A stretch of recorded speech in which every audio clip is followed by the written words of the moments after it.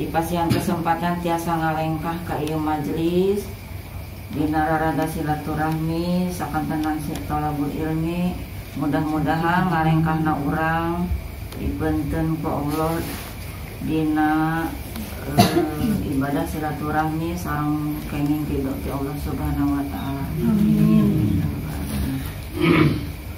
Tehilap salawat sinareng salam mudah-mudahan salamina tercurah ka junjungan urang Nabi Muhammad sallallahu alaihi wasallam, keluarga, sahabat, sareng mudah-mudahan urang sadayana jaga di yaumil akhir biasa kapendak sareng Rasulullah sallallahu alaihi wasallam memiliki urang biasa ngaleueut di Talaga Kausar Nabi Muhammad sallallahu alaihi wasallam.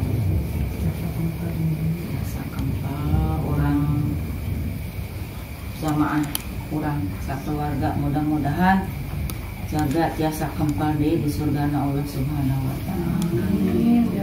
Kasepuhan sareng wargi sadaya ayeuna kaping pami telepat 18 Zulhijjah 1444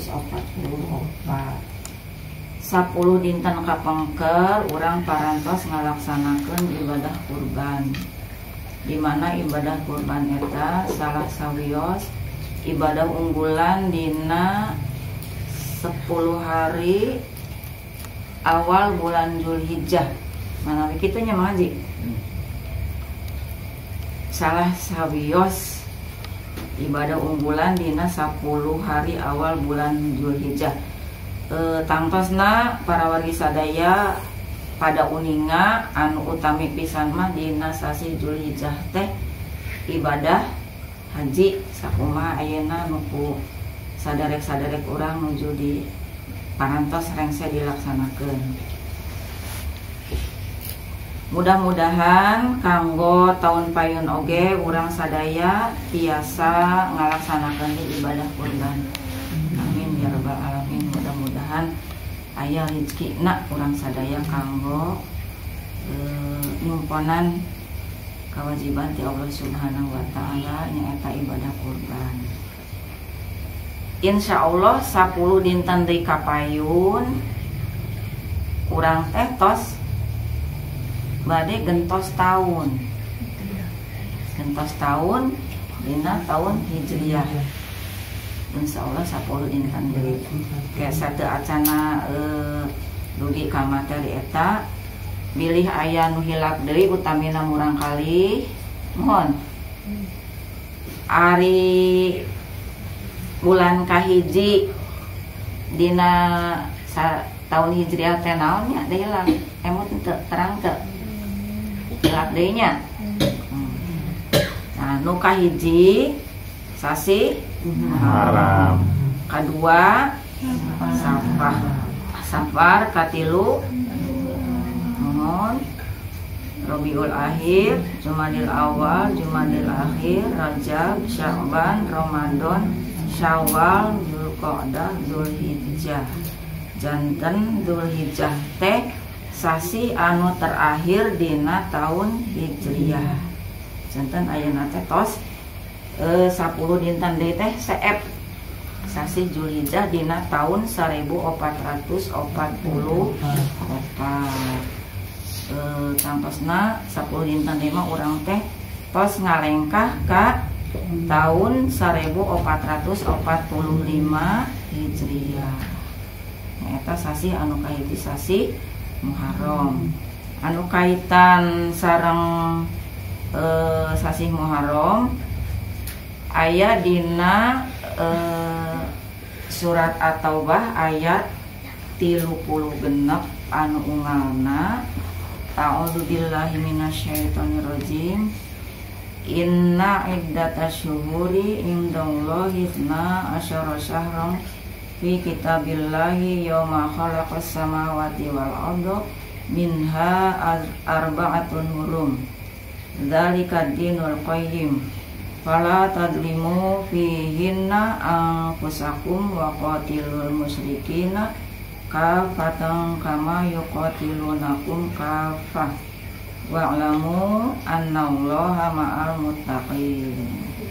Artosna satemena bilangan bulan mungguhing Allah ayat 12 nurutkeun katetepan mantena dina waktu mantena ngayuga langit jeung marcapada jeung aya 4 bulan haram nu dimuliakeun. Eta teh katetepan agama nu lempeng.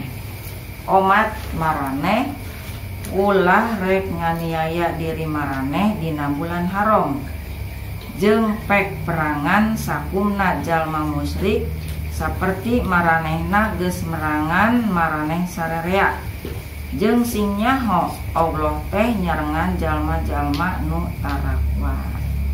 Hapunten ieu nganggo basa Sunda tina Quran anu lanyepaneun pilih yang murang kali henteu ngartos basa Sunda mohon tak kedah ngartos. Kedah ngartos gabungan urang aya di Tatar Sunda nya deui lah kedah ngartos basa Sunda oge nya. Kedah ngartos. Nah jadi bulan Muharram eta aya dina surat At-Taubah ayat 30 genap. Pada diteraskeun kana penjelasan anu salajengna anu kaitan sareng bulan Muharram utamina anu aya tanggal anu dimuliakeun dina sasi Muharram. Bismillahirrahmanirrahim. Al-Faqih meriwayatkan dengan sanadnya dari Ibnu Abbas radhiyallahu anhu, katanya Rasulullah Shallallahu alaihi wasallam bersabda, barang siapa puasa pada hari Asyura yaitu tanggal 10 Muharram, pasti Allah memberi 10.000 pahala malaikat, 10.000 pahala orang ibadah haji dan umroh, 1.000 para syuhada. Dan barang siapa mengusap kepala anak yatim pada tanggal 10 Muharram, pasti Allah mengangkat derajatnya dengan setiap rambut yang diusap. Tangtosna ieu sanes sakadar ngusap rambutna we mun, tapi disarengan ku biasana urang sedekah ka urang kali yatim. Dan barang siapa memberi buka orang-orang yang berpuasa Asyura, pahalanya sama dengan mengenyangkan perut umat Muhammad seluruhnya.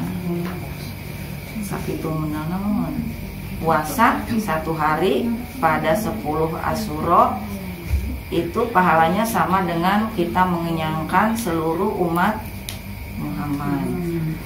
Nah kukituna mangga urang silih emutan engke dina kaping 10 Asyura. Pilih aya 04 kadang-kadang urang teh hilap nya terang-terang tos enjing ternyata kaping 10 Asyura urang telat henteu tiasa ngalaksanakeun saum. Margi ieu pahalana sakitu ageungna. Kemudian sahabat bertanya, apakah yang menyebabkan Allah melebihkan dari Asyura ya Rasulullah? Jawab Rasulullah, karena di hari itulah Allah menciptakan langit, bumi, gunung, lautan, lauh, kolam, dan manusia, yaitu Adam dan Hawa. Juga sorga, termasuk memasukkannya Adam ke sorga. Demikian pula lahirnya Ibrahim dan diselamatkannya dari kobaran api Namrud pada hari Asyura. Tenggelamnya Fir'aun juga di hari itu.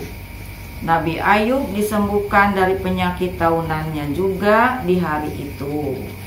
Adam diterima tobatnya. Nabi Daud diampuni dosanya. Dan Nabi Sulaiman dipulihkan kerajaannya juga pada hari itu. Terakhir, segala hari terjadinya, yaitu hari kiamat juga pada hari Asyura. Al-Hadis. Biet ningali catatan Mbah Adnan nya. Ningali catatan Mbah Adnan kelahiran putra Mbah anu 11 da Mbah Matarapti aya catatanana tanggal lahir putra Mbah anu 11 qadarullah biiet sareng waeti lahir teh kaping 10 Asyura dinten sami kapingna sami mung tauna nu benten ras wa iman oge dina sasi Muharram tapi teu aya tanggalna eta teh catatan mama wa iman dina sasi Muharram teras mama oge pupus kaping 13 Muharram ningali eta ari Mbah pupus mah sanes kayak nyatet Mbah kayaknya nyatet abdi kalasan hari tate diserat ku abdi Mbah teh pupusna kaping 13 Muharram hari tate gitu. Taskeun Al-Faqih meriwayatkan dengan sanadnya dari Ikrimah katanya Asyura ialah hari diterimanya taubat Nabi Adam alaihi salam dan mendaratnya perahu Nabi Nuh. Lalu ia bersyukur kepada Allah dengan berpuasa. Jadi bersyukurnya itu dengan berpuasa. Dan di hari itu pula Fir'aun tenggelam di Laut Merah yang dibelah dengan tongkat Nabi Musa alaihissalam. Lalu Bani Israel dianjurkan berpuasa. Dari itulah jika kau mampu berpuasa, berpuasalah di hari Asyura itu. Janten orang-orang soleh zaman dulu mah upami mendak kabingah teh syukuran teh dengan berpuasa. Kadang-kadang kurang mah mendak kabingah teh nyamuk konengnya adena makan-makan gitu. Orang-orang soleh dulu mah kalau mendapatkan nikmat dari Allah itu dengan cara berpuasa. Al-Faqih meriwayatkan dengan sanadnya dari Muhammad Maisaroh katanya orang yang di hari Asyura melapangkan belanjanya kepada keluarganya, ini mah barangkali untuk laki-laki ya. Orang yang di hari Asyura melapangkan belanjanya kepada keluarganya, pasti Allah melapangkan rezekinya selama 1 tahun. Amin. Sehari ya dah tenang. Hal ini telah dibuktikan kebenarannya secara nyata oleh Sufyan.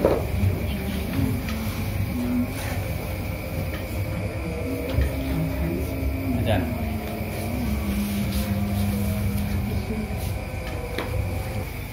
Kurang teraskan.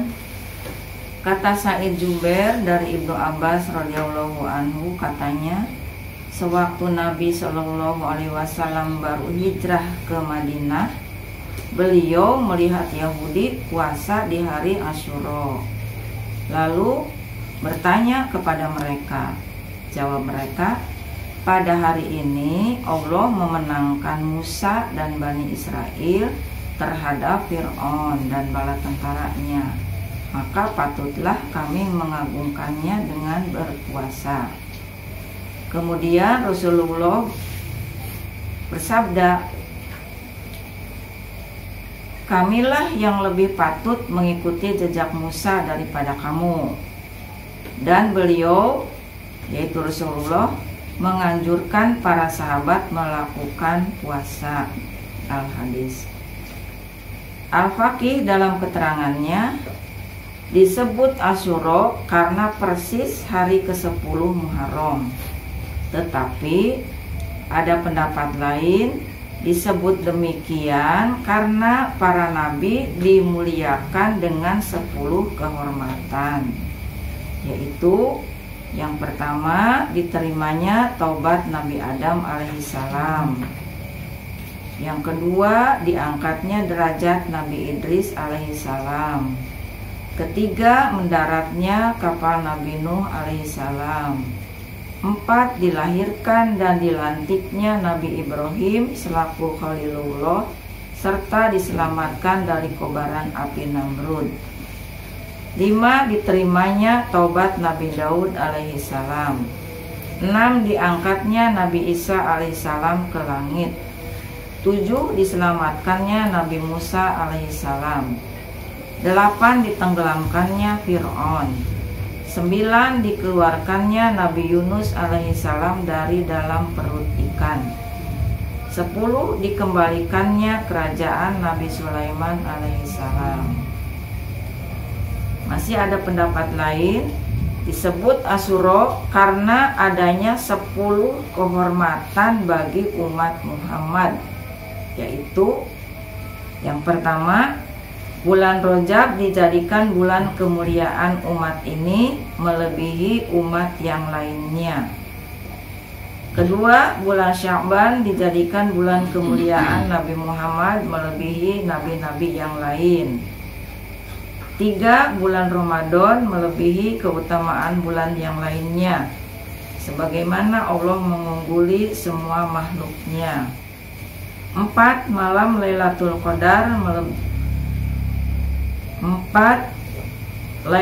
Qadar melebihi 1000 bulan dalam kebaikannya. 5. Hari Raya Fitri sebagai hari pembalasan atau puasa. 6. Hari-hari pertama hingga 10 Zulhijjah adalah hari berzikir kepada Allah. 7. Berpuasa di hari Arafah dapat menembus dosa selama 2 tahun. 8. Hari Raya Idul Adha adalah hari kurban. 9. Hari Jumat adalah hari paling mulia di antara semua hari. Dan 10. Berpuasa di hari Asyura dapat menembus dosa selama 1 tahun.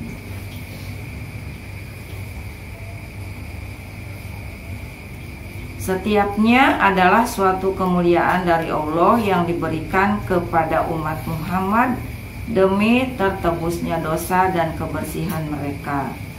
Nah, dari yang 10 yang disebutkan tadi kemuliaan umat Muhammad itu, seperti di bulan Rajab dijadikan bulan kemuliaan umat Nabi Muhammad. Kemudian juga pada Lailatul Qadar semuanya sudah mengetahui di sana ada kebaikan-kebaikan pada Lailatul Qadar. Kemudian juga pada Idul Fitri itu sebagai hari kemenangan bagi umat Islam setelah melaksanakan berpuasa selama 1 bulan. Dan seperti tadi juga di awal sudah dikatakan, hari-hari pertama hingga 10 Zulhijjah adalah hari berzikir kepada Allah, yaitu yang diantaranya juga pada tanggal 10 Zulhijjahnya kita melaksanakan ibadah kurban. Hisham Urwah dari Aisyah radhiyallahu anha katanya, masyarakat Quraisy sudah terbiasa melakukan puasa hari Asyura sejak zaman jahiliyah.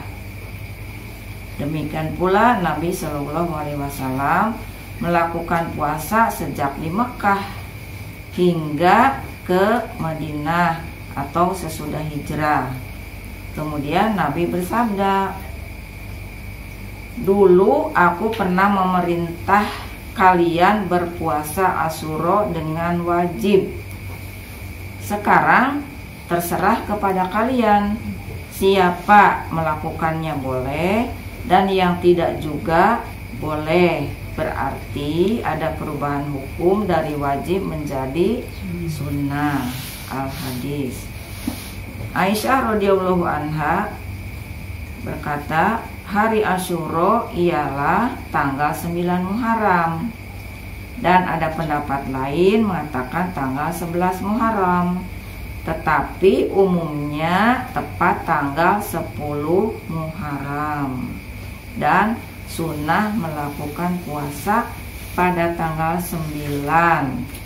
Yang tanggal 9 itu disebut hari ke-9. Nah, nanti keterangan atau penjelasan lebih jelasnya mungkin kumaha Haji Udin supados dijelaskan ieu sok aya nu kaping 8 sareng 10 Muharram puasana mohon. Nah, uih deui ka ayeuna urang ngemutan tahun ieu bade seep 10 dinten deui urang bade ngalengkah ka tahun 1445 Hijriah. Urang lenyepan urang teh kedah kumaha ngemutan nu entos kedah kumaha mayunan anu bade dongkap kedah kumaha tangtos nage anu tos kalangkung urang teh seueur kalpatan seueur kakirangan seueur hilapna dina ibadah tangtosna khusus kanggo diet gitunya teu acan tiasa maksimal.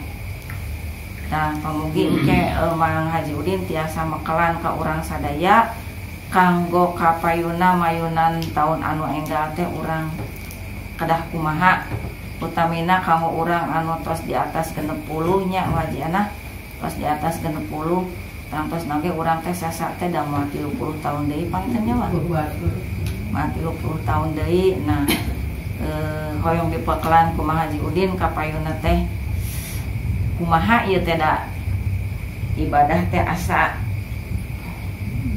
sesah pisan karena hoyong yang ujung-ujung utama gitunya sesah keneh wae gitu. Nah, manawi eta nu tiasa dilugikeun sakali deui hapunten ka Mang Haji Udin nuhunkeun dipasihan penjelasan sareng bekal kanggo wargi-wargi sadaya mayunan lalakon kanggo tahun anu kapayun. Manawi kitu akhirul kalam billahi taufiq wal hidayah. Wassalamualaikum warahmatullahi wabarakatuh. Dina penjelasan anu didugikan terus trek pisan atau kesimpulan-kesimpulan sakumaha harapan-harapan anak.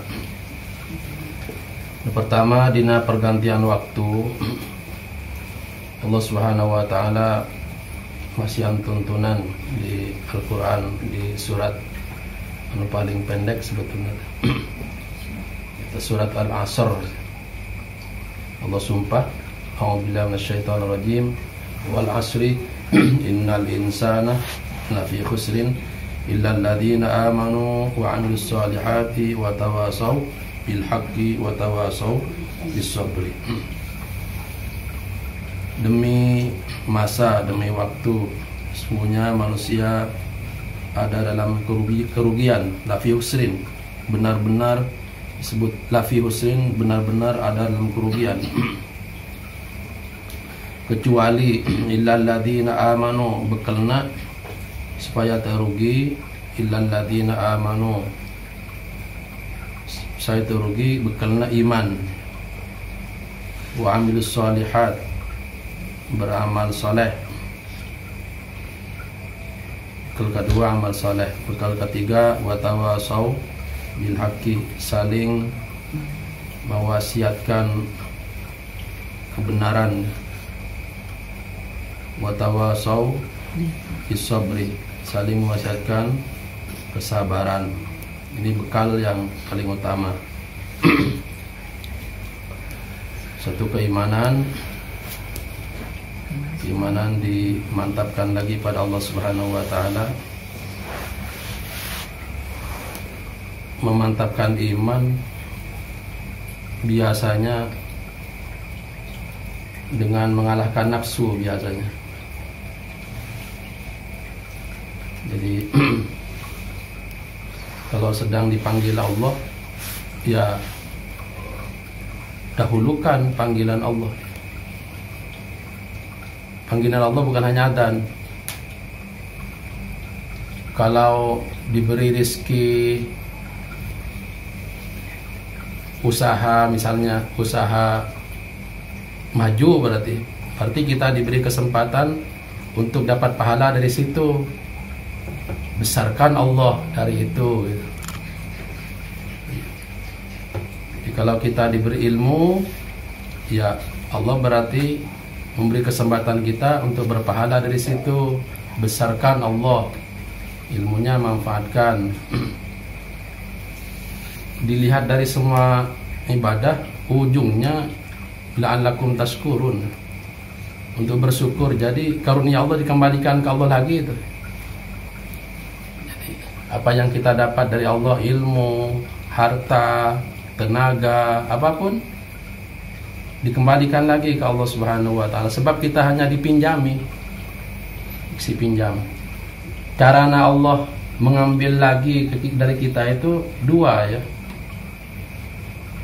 Yang pertama, cara Allah mengambil lagi titipan rizki-rizki itu dengan ikhtiar namanya, dengan sengaja, yaitu disalurkan di jalannya, ya. Ya kalau ilmu manfaat tadi, kalau harta sedekah misalnya, itu dikembalikan lagi ke Allah, diambil lagi dari Allah. Tapi nanti ini jangan ini. Tapi banyak orang yang mengalami ini. Padahal jangan sebetulnya. Ada Allah mengambil lagi dengan paksa. Ada orang medit, tidak mau mengeluarkan hartanya. Tiba-tiba oleh Allah ditakdirkan dengan diberi penyakit misalnya. Habislah. Habis juga diambil lagi oleh Allah. Habis. Yang tadi habis dengan sengaja akan dipakai di jalan Allah, pakai jalur sedekah, itu nggak usah paksa itu. Tapi nanti ada orang yang bakhil, diambil juga, dihabiskan oleh Allah. Tapi caranya oleh Allah Subhanahu wa taala diberi takdir-takdir yang istilahnya tragis gitu, ya. Diberi penyakit, bisa hilang, bisa apa gitu. Nah, kita tidak menginginkan nikmat-nikmat Allah Subhanahu wa taala diambil dengan paksa demikian.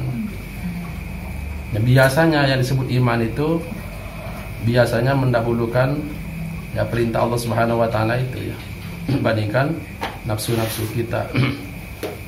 Intinya begitu nanti. Jadi memang iman dibuktikan dengan yang kedua nanti amal soleh itu. Wa amilus sholihat, yang kedua amal soleh.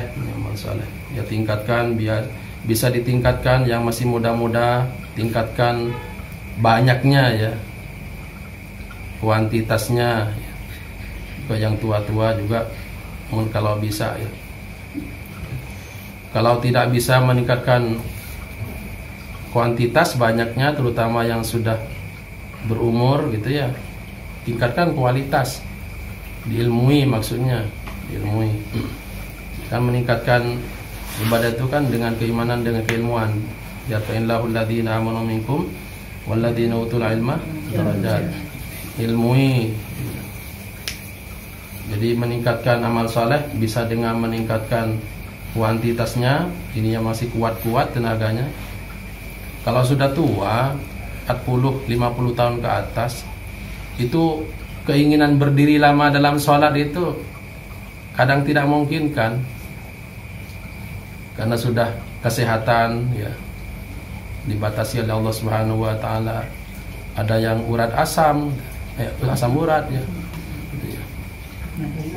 macam-macam. Ada yang macam-macam, ada yang sakit lambung, ada yang rematik.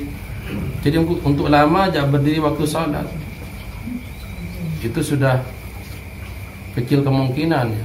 Tapi kemungkinan yang masih adalah meningkatkan kualitasnya, mutunya ibadah itu. Kalau yang muda-muda, yang sekarang anak-anak sudah alhamdulillah pada banyak hafal surat-surat panjang, an-naba, apa itu, baca coba. Ketika sholat sendirian, baca. Nanti kalau sudah tua, kesempatan itu kadang-kadang tidak ada lagi. Karena mau baca surah An-Naba 40 ayat itu lama itu. Turun kena nyeri. Itu ya kalau sudah tua itu. Kalau sekarang masih muda-muda, baca tuh surat yang panjang-panjang, silakan yang hafal-hafal kalian. Banyak yang sudah hafal anak-anak, alhamdulillahirabbil alamin. Tingkatkan amal soleh. Yang ketiga, watawasau bil haqqi, saling menasihati dalam kebaikan.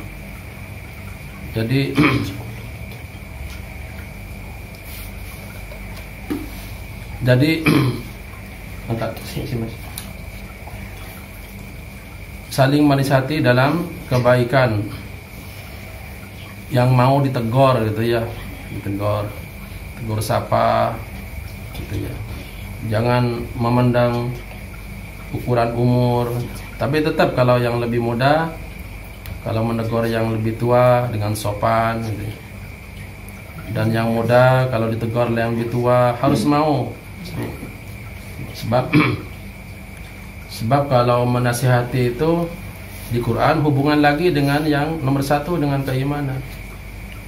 Allah itu di Quran menyebut di surat Adz-Dzariyat ayat 55, a'udzubillahi minasyaitonir rajim, wa dzakir fa inna dzikra tanfa'ul mu'minin. Berilah teruslah beri peringatan, teruslah saling mengingatkan, berilah peringatan. Sungguh peringatan itu akan bermanfaat bagi orang mukmin. Jadi peringatan akan bermanfaat bagi orang mukmin. Jadi begini, kalau ada orang yang memperingati kita, kemudian kita menolak, itu sebetulnya kita dalam pada keimanan yang lemah. Sebab kalau dalam keimanan yang kuat, kita akan menerima dimanapun nasihat itu ya. Ini penting sekali. Jadi menerima tidak menerima nasihat dari orang lain itu tergantung keadaan iman kita itu. Kalau imannya kuat di hati orang yang diperingati, maka akan diterima. Coba sekarang saya bertanya, coba manusia kira-kira yang paling tinggi imannya siapa? Golongan manusia yang paling tinggi siapa kira-kira imannya yang paling tinggi, yang paling berkualitas? Pasti Nabi. Pasti Nabi dan Rasul. Maka kita lihat contohnya ya. Misalnya Nabi Sulaiman itu mau diperingati oleh semut ya. Coba semut itu bukan orang gitu. Semut memperingati Nabi Sulaiman, mau diterima oleh Nabi Sulaiman. Kenapa? Karena Nabi Sulaiman keadaan keimanannya tinggi. Jadi dari manapun bisa diambil. Maka di Quran itu disebut oleh Allah Subhanahu wa taala, semut kan ada cerita dalam Al-Quran sampai ada sebut surah An-Naml ya, surat semut gitu. Surat semut. Itu diantara isinya semut tuh bilang begini, ya ayyuhan namlu dkhulu masakinakum la yahtimannakum Sulaiman wa junuduhu min la yash'urun. Rajanya semut, ketuanya semut tuh bilang, ayo kita masuk ke dalam sarang kita ya, dalam sarang kita. Nanti takut diinjak oleh Sulaiman dan bala tentaranya dalam keadaan mereka tidak sadar ya, tidak menyadari. Nabi Sulaiman mendengar ini ya, mendengar kata semut ini. Gimana Nabi Sulaiman kemudian reaksinya itu? Ini mendengar kata semut, bukan mendengar kata orang ya. Mendengar kata semut. Kata semut, kata Nabi Sulaiman mendengar kata semut, fatabassama dhahikan min qawliha. Maka Nabi Sulaiman kemudian senyum-senyum, Nabi Sulaiman ketawa dan senyum gitu ya. Ini semut dengan Nabi Sulaiman komunikasinya ya. Jadi bukan orang dengan orang saja. Jadi ini contoh orang yang kalau di hatinya ada keimanan, itu akan mudah mendapatkan pelajaran dari siapapun yang menegur, siapapun yang memberi peringatan gitu ya. Tapi kalau keimanan tidak ada, ya bisa menentang. Makanya Rasulullah SAW, Abu Lahab dengan Abu Jahal itu bukan tidak mendengar nasihat Nabi, sering ikut pengajian itu, bahasa kita itu. Abu Jahal, Abu Lahab itu sering mendengar kalau Nabi menyampaikan nasihat, itu ikut itu si Abu Jahal, Abu Lahab, Abu Jahal itu ikut tuh, sering ikut itu. Tapi kenapa tidak dapat peringatan dari Nabi Muhammad SAW? Padahal yang menyampaikan adalah Nabi itu. Karena di hatinya mereka tidak ada keimanan. Maka di Quran itu disebut wadzakir fa inna dzikra tanfa'ul mu'minin. Teruslah memberi peringatan. Karena peringatan itu akan bermanfaat kepada orang yang mukmin, orang yang hati ada keimanan. Jadi bagi kita atau siapa saja, kalau ada orang yang beri peringatan, mengingatkan kita dengan baik, sana tawasau bil haqqi, terima. Itu nanti banyak reaksinya. Ada yang tidak menerima dulu gitu ya, kayak heula gitu ya. Ayat langsung menerima gitu ya. Malahan mungkin ayat yang tragis, ada yang memusuhi, ada yang musuhi, yang tidak menerima, menolak sama sekali. Yang menolak ini itu disebut orang sombong kemudian di hadis Nabi Muhammad SAW. Jadi disebut oleh Nabi itu orang sombong adalah baturul haqqi wa ghamtun nas. Orang sombong itu adalah menolak kebenaran, ya. Wa ghamtun nas, dan menghina manusia. Wa tawasaw bis sabri, yang keempat, dalam pergantian waktu biar kita tidak rugi, saling menasihati dengan kesabaran, ya. Orang yang diberi nasihat mungkin tidak langsung menerima, sabar yang memberikan nasihat, sabar, gitu ya. Ataupun langsung memberikan nasihat kesabaran, ya. Kita terima juga. Sebab kesabaran nanti ujungnya adalah innama yuwaffas sabiruna ajrahum bighairi hisab. Az-Zumar ayat 10.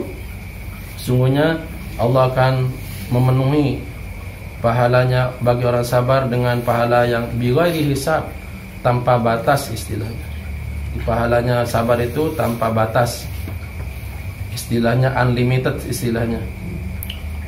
Kita sering mendengar ayat innallaha ma'as-sabirin, Allah bersama orang yang sabar. Allah kan tanpa batas, Allah tanpa batas. Ya bukti wujudnya dari yang keterangan tadi, pahalanya orang yang sabar tidak terbatas karena bersama Allah. Innallaha ma'as-sabirin, Allah ma'as-sabirin. Itu bekalnya dalam pergantian waktu adalah tingkatkan keimanan, tingkatkan juga kesalehan, amal saleh, dan yang ketiga saling menasihati dalam kebaikan, dalam kebenaran, saling menasihati dalam kesabaran. Dilihat empat-empatnya, saya teliti itu semua. Amanu, amilus sholihat, tawasaw, semuanya kata kerja. Kata kerja. Jadi harus aktif, maksudnya harus jadi kerja, ya. Dilihat secara bahasanya itu. Amanu kata kerja, amilu kata kerja, tawasaw kata kerja. Jadi aktif semua. Aktif semua. Jadi yang empat-empatnya ini aktifkan, ya. Kemudian yang kedua, dua aja bekalnya di dua ayat. Satu surat Al-Asr, yang kedua di surat At-Talaq, hampir ayat akhir. Allah berfirman, a'udzubillahi minasyaitonir rajim, ya ayyuhalladzina amanu taqullaha wal tandur nafsum ma qaddamat liwat wattaqullaha innallaha khabirum bima ta'malun. Wahai orang yang beriman, bertakwalah kepada Allah, dan hendaklah setiap diri wal tandur nafsun ma qaddamat liwat, setiap diri meneliti apa yang telah dilakukan. Meneliti apa yang telah dilakukan adalah istilahnya introspeksi, ya. Introspeksi diri, mengevaluasi diri. Maka di riwayat disebutkan mengevaluasi diri nanti ada 3. Barang siapa hari ini lebih jelek daripada hari kemarin, maka akan mendapat lawanan Allah Subhanahu wa taala. Yang hari ini sama dengan kemarin, maka ini adalah orang yang merugi bersama dengan kemarin. Siapa yang hari ini lebih baik daripada kemarin, ini disebut orang yang beruntung. Jadi ada orang yang lebih jelek dari hari kemarin, ada orang yang sama dengan hari kemarin, ada orang yang lebih baik dari hari kemarin. Semuanya resikonya kalau yang lebih buruk dari hari kemarin akan mendapat murka Allah Subhanahu wa taala, maubun istilahnya. Kalau yang lebih baik, kalau yang sama dan kemarin disebut rugi karena belum ada untungnya. Yang lebih baik dari hari kemarin berarti ini termasuk orang yang beruntung, ya. Mengevaluasi diri itu, evaluasi diri. Umar bin Khattab radhiyallahu anhu orang yang paling rajin mengoreksi dirinya. Itu mengoreksi harian itu. Umar bin Khattab kalau sore-sore katanya itu bertanya, semua anggota badannya ditanya, dari kakinya sampai kepalanya ditanya. Kaki, dari pagi kamu kemana saja? Kalau kaki tidak jelas seharian itu, maka kaki beliau katanya dipukul oleh beliau. Kenapa? Karena ingat, ini sebelum nanti dipukul oleh malaikat di akhirat. Maka istilahnya nanti hasibu anfusakum qabla an tuhasabu, silakan audit istilahnya, silakan hitung amal-amal kamu sebelum nanti dihitung di akhirat. Maka Umar bin Khattab itu mengadakan perhitungan tiap hari, sore hari katanya. Wazinu a'malakum qabla an tuzanu. Jadi intinya di surat At-Talaq itu disebut kita banyak introspeksi diri, tapi tetap di awal ayatnya mirip dengan ayat di surat Al-Asr tadi, ya ayyuhalladzina amanu, wahai yang beriman, ittaqullah, ya, tingkatkan takwa pada Allah Subhanahu wa taala, tingkatkan ketaatan pada Allah Subhanahu wa taala. Wal tandur nafsum ma qaddamat liwat, dan hendaklah tiap diri, tiap orang meneliti apa yang telah lakukan kemarin. Ini bekal sedikit untuk menghadapi pergantian waktu. Di samping tadi dijelaskan amal soleh diantaranya adalah nanti ada puasa Asyura, istilah Asyura. Disebut Asyura karena tanggal 10, ya. Kalau yang tanggal 9 disebut Tasu'a namanya. Tasu'a karena tanggal 9, Tis'atun istilahnya. Rasulullah sallallahu alaihi wasallam menganjurkan puasa di 2 hari itu, ya. Terutama di hari tanggal 10 dan juga hari tanggal 9 juga dianjurkan oleh Nabi Muhammad sallallahu alaihi wasallam. Itu diantaranya. Yang disebut-sebut manfaatnya dari puasa ini adalah akan menghapus dosa setahun yang lalu, ya. Dosa setahun yang lalu dengan puasa Asyura itu. Tentunya dosa-dosa kecil. Awas jangan ketipu lagi dengan urusan pahala. Harus jelas juga kitanya, dosa yang diampuni itu oleh puasa yang Asyura itu dosa setahun, dosa-dosa kecil. Jadi tidak boleh kita begini. Nah, ini tidak boleh nih. Saya puasa Asyura, berarti kemarin saya punya dosa besar anu gitu, ya. Kemudian bisa dihapus oleh puasa ini. Tidak, bukan. Kalau dosa besar tetap harus taubat gitu, ya. Misalnya dosa besar, misalnya contohnya naudzubillah, misalnya berbohong, tidak menepati janji, hutang misalnya gitu, ya. Itu tidak cukup, astagfirullah saya mau puasa, tidak cukup, harus bayar. Jadi kalau dosa-dosa besar itu tetap harus bertobat. Yang diampuni itu adalah dosa-dosa kecil, ya. Wallahu alam. Kemudian yang terakhir, ini yang kita hadapi juga ada riwayat, yaitu yang menghadapi datangnya jamaah haji dari Haji Pan dan Neng Haja Wini. Ada riwayat, ya, kita kalau orang datang haji gimana kitanya ini, ya. Ada riwayat disebutkan oleh kitab Lataiful Ma'arif ini, warwa Mu'ad an Ibnu Umar radhiyallahu anhu Nabi sallallahu alaihi wasallam qala idza laqital hajja fasallim alaihi. Ada hadis dari Ibnu Umar radhiyallahu anhu dari Nabi Muhammad sallallahu alaihi wasallam, apabila kamu bertemu dengan orang yang datang haji, fasallim alaihi, ucapkan salam kepadanya. Satu, ucapkan salam. Kedua, wasafihu, jabatan tangan kamu. Wa murhu ayastaghfir laka, dan minta kepada dia untuk kita diampuni dosa, dipang istighfarankeun gitu, ya. Jadi tugas kita di hadis ini 3, ya, anjurannya. Mengucapkan salam ke dia, kemudian kita berjabatan tangan, kemudian kita minta untuk didoakan. Doanya itu untuk dimintakan ampunan Allah, bukan hanya doa umum. Di hadisnya minta diampuni doa, dia diampuni dosa oleh Allah Subhanahu wa taala ke dia itu. Qabla yadkhula baitahu, sebelum dia masuk rumah. Ya, sebelum masuk rumah. Fa innahu maghfurun lahu, sebab orang yang haji itu diampuni dosanya Allah Subhanahu wa taala. Gimana kalau nanti terlambat orang ka dia nak gitu, ya. Anu haji itu saya di jero bumi gitu, ya. Kumaha eta? Ya. Maka ya pendapat nusanesna, ya. Pendapat nusanesna wa idza qafalu fa'alkuhum wasafihum qabla yuhaditu adunu fa innal barakata fi aidihim. Warawa Abu Syaikh al-Asbahani wa iruhu min riwayat Lais an Mujahid qala Umar yufaril haji wa liman istamallahu al-hajj baqiyat dzilhijjah. Nah, ya. Ini tuh menguatkan Kalau kita terlambat barangkali datangnya ke orang yang datang haji, ya sudah ada dalam rumahnya ya, maka tidak apa-apa.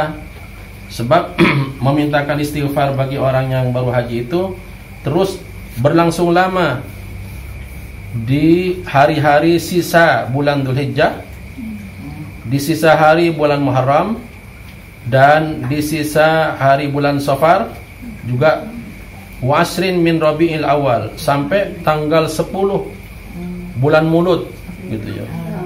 Oh, lama. Ada dalam periode lain 40 hari. Yang lain 40 hari. Makanya kalau di Madura itu, ternyata di Madura membaca kitab mungkin ya, itu 40 hari enggak kemana-mana itu. Di Madura itu enggak dan orang yang mendatangi itu disuguhi makan itu. Disuguhi makan sampai nyembeli sapi satu enggak cukup di paman saya dulu itu. Nyembeli sapi satu itu enggak cukup untuk menyuguhi tamu itu. Terus-terusan. Ternyata makan setelah datang dari perjalanan termasuk haji itu ada namanya nakiah namanya. Memang maaf. Sebetulnya yang benar itu syukuran orang yang bergian itu datangnya. Kalau mau berangkat itu hanya apa? Kalau di hadis Nabi itu hanya izin ya. Izin dimintakan doa ya. Kalau syukurannya itu sebetulnya setelah datangnya. Namanya nakiah namanya. Nakiah ya, namanya nakiah. Kan resepsi itu di fikih ada nama-namanya itu. Kalau resepsi karena nyepitan namanya khitan ya. Walimatul khitan. Kalau resepsi karena pernikahan namanya walimatul harus. Kalau resepsi karena hatam Quran namanya apa? Nyengok koneng, bukan. Namanya hidak namanya. Hidak namanya. Bukan namanya apa? Nyengok koneng, bukan. Hidak namanya. Hidak itu artinya cerdas. Sebab orang yang sudah hatam Quran itu sudah tergolong orang cerdas maksudnya. Maka nama resepsinya itu namanya hidak. Kalau habis bikin rumah apa namanya itu? Tosborokoh misalnya gitu ya. Tosborokoh. Ada itu ininya, ada selamatannya. Namanya wakirah namanya. Wakirah. Ada nama-namanya. Kalau baru sembuh dari sakit ada lagi itu gitu ya. Jadi banyak anjuran-anjuran untuk berderma ke orang lain dalam momen-momen kita dapat kebahagiaan dari Allah Subhanahu wa taala. Semuanya tapi namanya syukuran, tapi nama-namanya kalau di fikih itu beda-beda. Biar kita fokus, kalau datang dari perjalanan maksudnya perjalanan jauh ya, itu nakiah namanya. Maka kalau datang dari Kadipaten enggak usah gitu ya. Saya ini perjalanan ke Kadipaten ya, pada selamatan terkudu itu mah. Maksudnya perjalanan jauh ya. Apa yang disebut perjalanan jauh? Coba orang teh. Perjalanan jauh itu perjalanan yang bisa qashar salat dengan jamak salat. Itu namanya perjalanan jauh. Datang di Jakarta misalnya, silakan kalau mau. Tapi tentang mewah tidaknya repot. Kalau tiap minggu repot deh.